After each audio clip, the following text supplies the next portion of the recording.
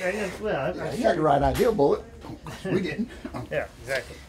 So much talk about Bullet. So much going on in the world, Bullet. I know, right? Oh, I'm telling you, people are crazy, brother. Yeah. Are we on? Let's see. Yep. Okay, very good. Just make sure the volume was up, so everybody can hear. Everybody can hear your claps. Oh, we need that, buddy. I gotta make a few people mad, Bullet. Got a lot of stuff, a lot of issues going on. Okay. Okay. Just, I don't think. Well, we're not the issues, but anyway. They're causing us to have issues. We gotta be careful.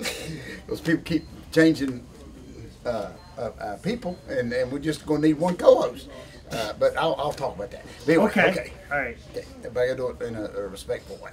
Okay. Oh, okay. I know where you're going. Yeah. Okay. That's already been done. That's gonna be my issue today. Okay. Our girl did it.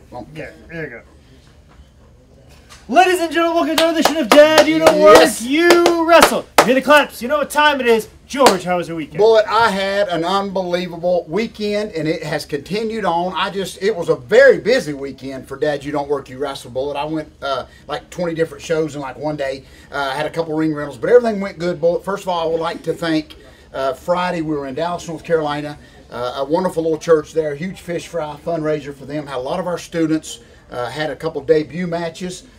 Bullet, I'd made the comment about, and of course I always make somebody mad. We were setting the ring up in the hot sun. I know you've been there, and this lady gets out of her car. This ain't gonna be an idiot bag. She approached me, got right in my face. She said, that famous line, "You don't remember who I am, do you?" Now come on, Bullet. So I said, "No, ma'am, I don't." Now I've been trying to forget the last 12 years. I was trying to forget, and she said, "Well, I can't believe you." Seriously, she said, "I can't believe you don't remember me." I said, "Ma'am," she said, "We graduated together." I said, "It's only been like 35, almost 40 years, okay? And I've been hitting the head a lot." I said, "No, ma'am, I don't." And why she didn't just say, "I'm so-and-so, we went to school together, nice to see you again." I don't know why. But anyway, here's what I'm getting at. I'm sure she was on your mind when you were starving in Kansas City. Oh, that's exactly right, boy. She didn't travel my road, but she wanted the glory. Just a little rub off of me, like Magnum used to get off of Dusty back in the day. But or the other way around. Yeah. But anyway, real quick, but at the end of that, and I don't know why I even brought this to start the show, but it just always on my mind. So anyway, I've just got kind of aggravated in a way that she just didn't say, "Okay, we went to school together," and she actually left kind of ticked off because I didn't remember who she was. You didn't put her over. No, exactly. So anyway, it's like George South didn't put me over. Who is? That's exactly right. Why she, there's no wonder why that crazy lady walked up to my house and said, "You know who I am." That's exactly right. She knew if George South was going to put her over, Jake Manning would surely do it. She left me and came to you. Well, let's see if you'd put her over. But the end of that was, I just said, "Lady, come on, people, use common sense, okay? If it's been that many years, just introduce yourself." And of course, somebody that didn't even know got on there and posted under me and said, "You should have just been thankful that she remembered you." Now that made me even madder because. I'm trying to forget. Well, her remember me wasn't a problem. Yeah. She was mad because I did not remember her. So anyway, I don't even know why I brought that up. It's just people use common sense. She's not even going to an idiot bag, but I had a great week there. Of course, I spoke at a church Sunday in Lenore after doing a great barbecue fundraiser. So I ate fish on Friday and then a huge barbecue show up on Saturday night, a little small show Sunday. Then I went back. I'm out of breath already. Went back Saturday. Got my ring from the Bullet Club show, Bullet in in Gastonia. Yeah. So it was a great time, Bullet. I had I don't usually laugh a lot. I'm miserable as everybody can tell, but I was kind of at my little gimmick table, minding my own business, and Bullet Club's destroying the place. I mean, they're fighting all over the place. I mean, they're punching everybody, and the big one, Luke, comes over to me and he says, "How much?" Because I have my gimmicks and. Everybody, I mean, they're going into gimmick tables and they come to mine. My gimmick table, I was very proud, stopped the Bullet Club. I mean, really. I mean, they destroyed buildings. But out of respect, they didn't. They looked down and I laughed because Big Luke Gallows said, "How much is that cane mask?" I guess he's going to use it to hit. And I said, "That's $10. He said, oh, I can't get that. So Bullet Club is mean and vicious, but they on a budget. Yes, okay, Bullet. Exactly. So Bullet Club is on a budget, so I kind of laughed. Well, there's no Tokyo Dome shows over in the States. So that's exactly right. They've already got if it's Japan. Oh yeah. They're breaking eight cane masks. That's exactly. They're breaking a real cane if it's over to Tokyo Dome. Yeah. So anyway, great weekend, Bullet. Everybody worked hard. Like I said, had a lot of our new students from Rings Training Center at George South Pro Wrestling School help out. They got a little taste of setting the ring up and just seeing what that's like. So that was a great and they got the wrestle too, didn't they? They sure did. Oh, wow. It's funny how that works. Oh, my goodness, Bullet. 1 plus 1 and it equals 2? Exactly. Wow. Ain't that something, Bullet? And fed them. Oh, man. We got that before. And another one, you got equals 3? That's exactly right. Which we have been talking about and preaching about ever since we've been having this television show, and it ain't sunk in. So, anyway, got through all that, Bullet. Great weekend. Of course, this weekend, Bullet, in a few days, Sonny and Cher will be headed back. Yes. I can't believe that state wants us back, Bullet, but... I tried real hard. I thought about this today. It's a miracle that we're back on the mountain. Yes, ain't that right, exactly. Bullet? That's a good line. That's a good one. So we will be returning to Bluefield, West Virginia, again this coming Saturday for West Virginia Championship Wrestling. Once again, Sonny and Cher will be returning to the big Miracle on the Mountain, which is a miracle that we're back on the mountain. But I'm glad we are, Bullet. Yeah, that's for sure. Very good. So that'll be Saturday, Bullet. Yes. Great. Got a few days off before we can regroup. I want to shut up for just a minute and let you just talk briefly about this past Sunday was the big fight off. Fight night competition. I didn't have as many people there supporting me as I would have liked. You thought you did George South show or something? Yeah, pretty much. But you thought it was back in March. But there was a couple of people that had about 40 people with them, so I had a few odds, but I think I won a small handful over with people. I don't think I was prepared to do my style of comedy, but unfortunately my style of comedy didn't really fit with the agenda of what people had in mind for comedy. So I think what I said was funny, but obviously I need to work a little bit harder. But that's okay. I'm hitting them open mic tonight and 3 more times this week. So it's a process, and I know, and I'm well aware of this, and I'm going to try to do this better than what I did at wrestling, where wrestling was all goal oriented and basically caused me to make me feel like a failure, make me feel like I hate wrestling, and I've wasted my time for the last 12 years. I'm trying not to do that with comedy and just enjoying the process, the goods and the bads. So even at its worst, I didn't get hurt. I didn't have to set up a ring. Amen. I didn't have somebody big league me. I didn't have to make somebody look good who's making 10 times more money than I am. Nobody was going to say no juiced up coaches. Yeah, no juiced up coach telling me that I need to move the ring over 6 inches after it's already set up. I got nobody telling me the only reason I'm doing this is because of this person's money. I could keep going on and on here, but basically I performed. I did my own style of comedy, and whether it hit or miss, it was all up to me, and it was all mine. My successes and my failures, nobody can take that away from me. That's right. And that's what I like. And the most important thing, you was not the last person to leave the building, Bullet. Yes, exactly. What a great feeling that is. And didn't have to clean up. So that's very good, Bullet. You're not throwing the towel. You're jumping right in. I love that. I'm enjoying the process. Unlike what I did with pro wrestling for the last 12 years, where I hate just about every minute of it. And I love that. It's just a process. It's completely different than pro wrestling. A lot of similarities, but and our own buddy Joe LeDuc Zane Riley is trying it out too. He's trying it out. So, I'm trying to get him on this program and this show that's coming through that I'm actually on, which will be my next stand-up comedy date. So even though it didn't go quite as well, I still got a booking out. I love that. I got rebooked, so that's the important thing. I got rebooked, so June 14th, I will be doing Funny on the Fly. That will be a Sunday, so that's another Sunday date for me. Oh, I love that. So that would be June 14th. I'll be performing again at the Charlotte Comedy Zone, and you're going to like this, George. It's called Funny on the Fly because basically they hand you your topics that you're going to do stand-up on 30 minutes before you get on stage. Bullet. Oh, I love that. I will have no clue what I'm going to be saying jokes about until 30 minutes before I get on stage. Oh, my goodness. So, I got nervous all of a sudden, Bullet. Oh, my gosh. That is definitely a transferable skill from wrestling. Oh, it is. That's very, very Johnny Weaverish, the way he used to put the sheets up on the wall who you were working and come back 5 minutes before bell time and take it down. And everything's changed. So you thought for the last hour you were working, Sandy Scott, but he just changed it at the last minute. So I got little goosebumps. I'm looking forward to that because that's a lot of fun, and the little audition thing I did was lot of fun and learned a lot. So I can't wait to do that. But that'll be June 14th. That is a Sunday. We'll sure talk about that a lot before then. That is for Bullet. sure. Something I really want to hit on here real quick. I know we got to get off here, Bullet. But today someone, and I don't know, Facebook's so screwed up, anybody can say anything. But this guy was trying to be respectful, and I left it up there, and I wasn't going to reply there. I wanted to reply here, and I'll have your quick comment on this, Bullet, because you know me. And of course, this guy said that he was talking about respect in the wrestling business.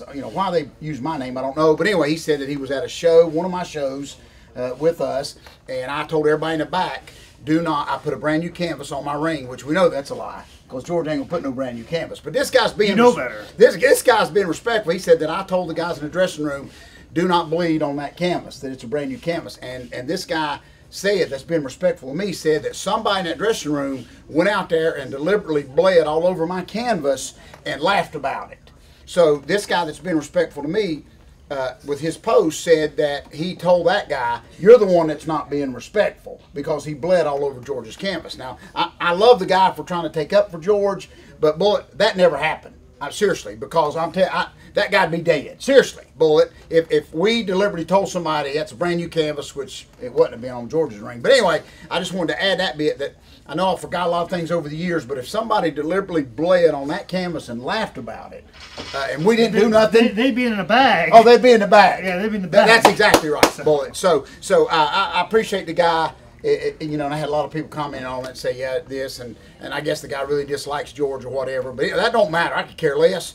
But I just don't think that he deliberately bled on our ring, because if I would have let it slid, y'all sure wouldn't have. You know what I'm saying? But, but that guy, more power to him to be delusional in a positive way. Yeah. That's very true. That's why, amen. That's what I was thinking of. That's having delusions of sticking up for you. That's exactly right. That's why I kind of didn't want to bash him, definitely, because he took a stand for George, and I kind of like that. So whether it happened or not is not the point. Yeah. I just appreciate the brother taking a stand for him. Whether it was in his own mind or That's not. That's exactly right. So. Thank you, Bullet. I should just started it and let you finish it. That's what I was trying to say, Bullet. It's okay to be delusional if it puts George over. If it's okay? in a positive way. Yes. All right. With all that being said, Bullet, what ain't delusional is the famous idiot bag that everybody's talking about all week.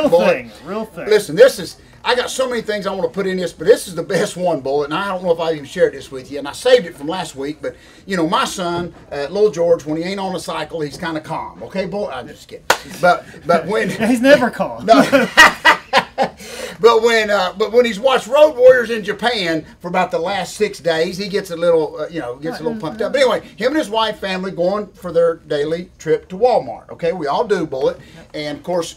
there's a guy there standing with a sign. He's, whatever, I'll work for food or whatever. Little George is kind of like his daddy, thinks everything's a work. He's going to drive right by the guy. But Heather, little George's lovely wife, was saying, no, son, stop and just give this guy something, okay? Give this guy. So little George says no, so they're arguing, So the homeless guy's already caused an argument between the family. But anyway, so little George, finally, Road Warrior Hulk is actually going to be nice to Sid Vicious in the dressing room in TBS Studios, Bullet, okay? So, little George rolls his window down, gives the guy $1, okay? The guy that will be going in the idiot bag takes the $1, looks at little George and says, what do you expect me to do with $1?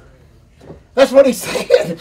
So, by that time, Hulk done popped that thing off his neck. You know when he used to wear that, Hulk used to have that dog collar? Yeah, so by this time when the guy said that, little George Hawk popped the thing off his neck, was ready to get out of the car and beat the crap out of the guy. That's all I'm saying, Bullet, okay? And, of course, Heather stopped. She was shocked. Even little Dallas was shocked, okay? So, anyway, so this guy here, not because I feel bad that he may be homeless, Bullet, he may be down on his luck, but he's still an idiot, okay? If you get $1, now me and you can do something with $1. There's a dollar store up there beside Walmart, okay, Bullet? But anyway, so... this guy's down on his luck enough, Bullet, so why not just throw him in the idiot bag, okay? He sure did. He took that $1, and he said, what do you expect me to do with $1, okay? I think, now I got to check my references on it, Bullet, and all my people, is I think my son grabbed the $1 back. I think he did, Bullet. So I don't blame him for that. So, with me trying to teach Terry Funk to be nice to the world, homeless people are making it hard for us dads. Yeah, actually, I think the Bullet Club had the same experience on their way to the High Spots office to film the interview they just did, where the homeless guy, they tried to give him $1, and he's like, this is all you got. So apparently, homeless people are doing really well these days. Doing well. They're going to give you a menu. From now on, the homeless people will give you a menu. Okay? Yeah, with how much? Yeah, how much donations? What they can do with a $5 bill. We don't take nothing less than $5. Boy. Listen, I'll tell you exactly what you do with that. You go get one of those gym memberships that are only $10 down, and then have access to a shower and to work out and That's get help. Exactly right. Then you get that money, and then you can get night. You can probably go to a thrift store. That's another $10. Get something nice. Then you can go on a job review, but you have that access to a place where you can get cleaned up. That's right. So then do everything else. That's right. If you can make about $20 a day, per day, then you can do a lot with that. Because I can encourage the homeless people because I have been there and done that, and I just want to encourage them. You got to take the money first, okay, idiot. But anyway, I've got a whole opinion about homeless people, and it mostly stems from the fact I ride my bicycle everywhere, and a lot of the places like intersections where I have to stop. Yeah. I see people giving money to homeless people. All that's going to do is make them stick around there. Yeah. And they're all mentally unstable. Yeah. And it's very, if you're in a car, okay, fine. You have a homeless guy over here. Yeah. I'm usually on a bicycle. I don't have steel and glass to protect me against whatever sharp objects a homeless person has on them. As a matter of fact, there's one down just on Monroe that one time I was getting out of his way. He had a shopping cart right in the middle of the way. I zoom out into the road and off the sidewalk to give him the entire sidewalk. And then as he says to me, as I zoom by him and give him the entire sidewalk, he says to me, he goes, "You're lucky. It won't be the same next time." So every time I go down Monroe, I go on the other side of the street where he's not at. And every time I do that, he makes eyes with me and starts going like this to let me know if I ever speed past again, he's giving me a sour-roaring elbow. So, that is my opinion on homeless people. You have to use this on stage. Nobody could beat you if you use that on stage, Bullet. But listen, homeless people, we're trying to help you, but you got to take the money. Okay, Bullet, you could not have been in that Jerry Maguire movie. I know I'm a 30-year-old white male, so therefore my opinions shouldn't really matter and could come off very elitist. But that's just my opinion. I don't want to get stabbed while I'm riding on my bicycle. That's exactly right. That's just how I feel. That's exactly right. Homeless people, the guy will be going into idiot bad because he told Road Warrior Hawk, who didn't want to help him anyway, that he didn't need his dollar. So anyway, you're making it hard for us dads, Bullet, okay? Real quick before we get out of here, Bullet, got to make one quick comment, Bullet. Everybody's asking us asking me, maybe not you, everybody's wanting to know our Dad, you don't work, you wrestle's opinion on Bruce Jenner, okay? Just the whole situation. Why they need our information, I don't know. I just think it just fits right in with society in America, really. But I'm just mad because I'm kind of lucky because I got a Bruce Jenner Wheaties box from back in the day. My quick opinion on all this, Bullet, is Bruce, you got to do something original. I mean, this has done been done. You understand? I don't understand why people our girl Chastity done it. You understand what I'm saying, Bullet? So, I mean, if you're going to do that, come back as like a lizard or something. I mean, really, Bullet. You understand what I'm saying? Here's my point. I don't know why the big do about it because it's been done. Bullet, okay? This ain't like new. But anyway, that's my opinion. If you're going to do it, Bruce, listen to me. You got to come back something like, I don't know, comedian. Yeah, but come back as a cat. Yeah. I mean, that would really just get me excited. But you can't do something that's already been done. We done seen it. Okay, so people, calm down. Bruce is just trying to get a payoff. Okay. So anyway, I settled the whole issue, Bullet, on the Bruce Jenner thing. I don't even know if he's called Bruce no more. I don't even know what he's called. Caitlyn. It's Caitlyn. Attractive on the cover. But, brother, I was like, Gina Davis looks pretty good for her age. Listen, I think the rest of the family's hot because Bruce looks as good as they do now. That's just my own opinion. Definitely better than his ex-wife. Bruce can throw a javelin 300 yards and nobody cares. Puts a little makeup on, bull, they go crazy. You hear me? A little bit of spandex, No, brother. But listen, Bruce, we gotta get together. We gotta come up with something that ain't been done. That's the secret to all of our success. Bruce, if you really want to make a splash, we gotta brainstorm. That's exactly right. We'll sit down, maybe bring you on the show, okay? Bring both of you on the show. We'll put 2 chairs here, and then we'll just find out, Bullet. We'll help him if he needs it. Okay, we're just here. We love everybody. Yeah. Oh, on a sad note, Bullet, the last thing I'm shutting up. This was kind of sad in a way, but it broke my heart, Bullet. And I don't know if you saw it. I meant to send you the link over. This week, they auctioned off the last. Burt Reynolds was there with it. They auctioned off his last Trans Am from Smokey and the Bandit. That breaks my heart. And I'm not being funny here, not being goofy. And he's in some financial trouble, whatever. But it showed him out there when they were picking up the last Trans Am that he drove in Smokey and the Bandit. Now I'm always a big fan of that, and Burt looked good, but of course he's standing in front of a $200 million mansion. Okay, he's got bills to pay. Yeah, he doesn't have evening shade money anymore. So, as long as yard doesn't run, as long as yard ain't doing too good now, boy. Yeah. But Burt, listen to me. Here's my little advice to you too. Since we're helping Bruce Jenner and Caitlin, is that Caitlin? Since we're helping everybody out, Burt, just downsize and keep the Trans Am. That's what I would do, wouldn't you, Bullet? Seriously. But it's just sad. The guy that had bought it asked Burt, and he did, to sign it. So Burt's got a Sharpie signing the hood of the beautiful Trans Am from the movie. Last one. So another part of my childhood, Bullet, is riding off into the sunset. With your King Lawler. I think Lawler's the one that bought it. But anyway, Bullet, a lot of stuff going on. We're right in the middle of all of it, all the up-to-date news, weather reports. We're on top of everything, Bullet. So thank you so much. But what you will not have trouble telling I got to get myself out of this. What you won't have trouble telling the difference of is the second greatest book of all time. You're good. Oh, boy, you're so good, Bullet. I screwed that up big time. Which is available at highspots.com. Oh. And if you want to know about what's going on with me and George, especially since we're together this weekend, make sure you follow me on Twitter at ManScoutManning and also on Instagram at ManScoutManning. Yes. Once again, this is another episode of Dad, You Don't Work, You Wrestle. Yes, thank you. Sonny done save share again. That's all I'm saying.